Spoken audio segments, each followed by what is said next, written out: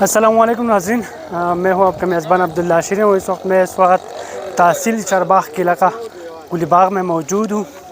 آج دوسرے روز میت سڑک پر رکھ کر احتجاجی مظاہرے کا سلسلہ جاری ہے۔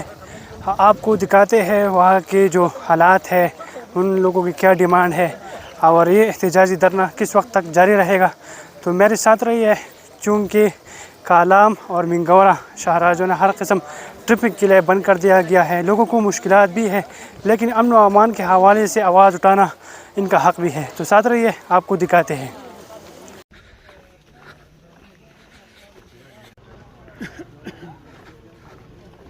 امن و امان کی صورتحال بہتر ہوگی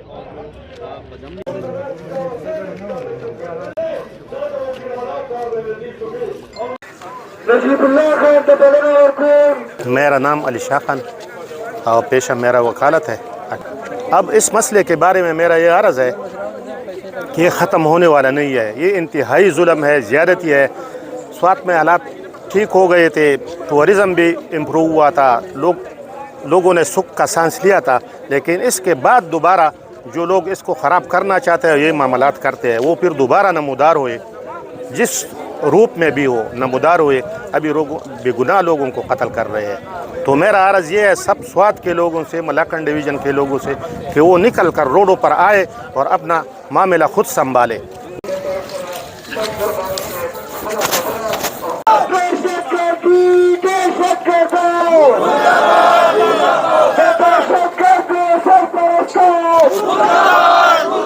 بالکل عزیز، اس وقت ہمارے ساتھ شبیر صاحب موجود ہیں، یہ میت کے بھائی ہیں، ان سے جانتے ہیں۔ آپ یہ بتا دیں کہ آپ لوگوں کا مطالبہ کیا ہے اور کس وقت تک آپ کا دھرنا جاری رہے گا؟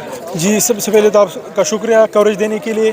ہم جو ہے نا پچھلی 24 گھنٹے سے احتجاج کر رہے ہیں، ابھی جاری ہے، اور جب تک ہمارے مطالبات حل نہیں ہوتے ہم جو ہے نا یہ دھرنا جاری رکھیں گے۔ اور ہماری سمپل مطالبات ہے کہ یہ جو کلپریٹس ہے، یہ جو مجرم ہے، اس کو جلد سے جلد گرفتار کیا جائے۔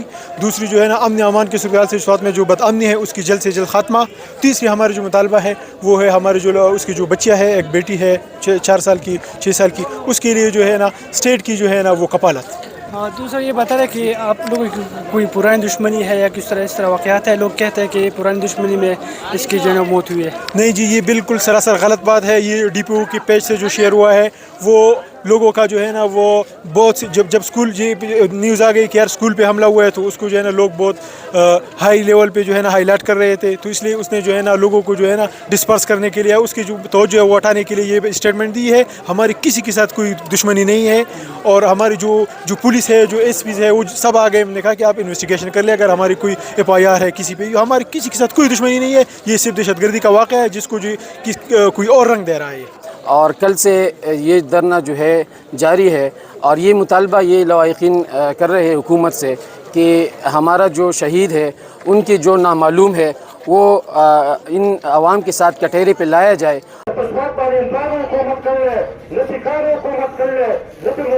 2 مہینے سے بلکہ زیادہ ہو گیا اس سے، جو سیلاب سے پہلے سے یہ شروع ہوا ہے، یہ طالبانائزیشن جو کہ لوگ سمجھتے ہیں طالبانائزیشن ہے۔ ہم کو اب تک پتہ نہیں چلا کہ یہ کون لوگ ہیں، کدھر سے آ رہے ہیں۔ بارڈر پر ہمارے لوگ بیٹھے، ادھر سے یہ کیسے آ رہے ہیں؟ ہمارا جنازہ کل سے یہاں پر پڑا ہے روڈ پر، یہاں پر کوئی نہیں آ رہا۔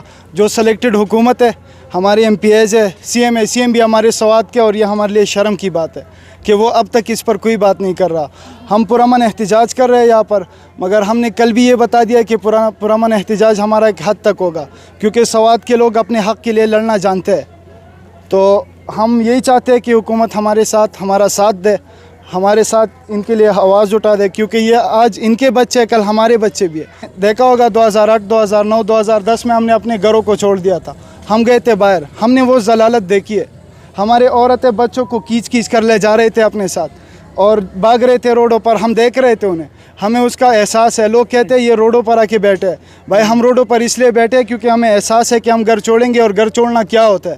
پنجاب میں لوگ نہیں جانتے کہ گھر چھوڑنا کیا ہوتا ہے، کیونکہ انہوں نے گھر نہیں چھوڑا، ہمیشہ گھر پشتونے نے چھوڑا ہے۔ مگر اس بار ہم نہ گھر چھوڑیں گے، نہ ملک چھوڑیں گے، نہ وطن۔ اور اگر حکومت ہمیں سپورٹ نہیں دے سکتی تو ہمارا سوات ہمیں الگ سیٹ کر دے جیسے پہلے تھا۔